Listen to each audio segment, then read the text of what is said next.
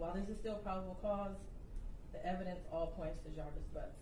His locations, him being seen with her last, the abortion searches, the abrupt silence between the two of them in text messages, and the constant lies he told throughout the entire investigation.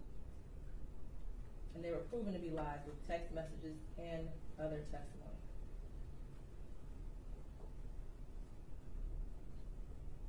We may never know what happened, but from what I heard today and over the last 4 or 5 days, it appears he intended to perform what he thought was a do-it-yourself abortion on Isaiah, and it went south, and instead of seeking medical attention for her, he intentionally killed her and tried his best to cover it up.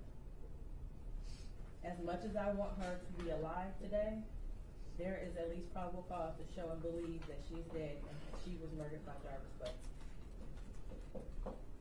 Mr. Butts, stand up.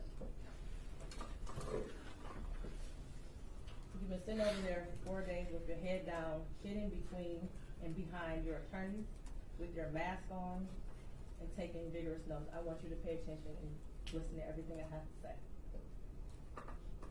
I have been trying to figure out for the last 5 days, you. At one point I thought you were cognitively impaired in the beginning of this exam. And then maybe you had the brain of a 10-year-old, and that's why you were doing such things.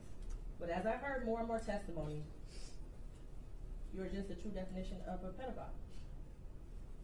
Watching you laugh and brag about all the women you have with different women and the children and the girlfriends, and making babies to groom them, and having them in your presence, and cleaning up, quote, cleaning up your shop, and the little girls around you, has landed you here today. You groomed Isaiah. You played mind games with her. We all heard that. You controlled her emotionally. She was exposed to so much at such a young age. The text messages between you two were disgusting to hear. And to think that she had you saved in her phone as bae for life. Isaiah deserves so much more. And while I mentioned other people that failed her, Jarvis Butts, you are the monster in this whole picture. She did deserve love from her parents and everyone who was in her life. She was ignored, she was neglected, and you took complete advantage of that. She wanted someone to love her, and she will never know what that feels like. Your children deserve more.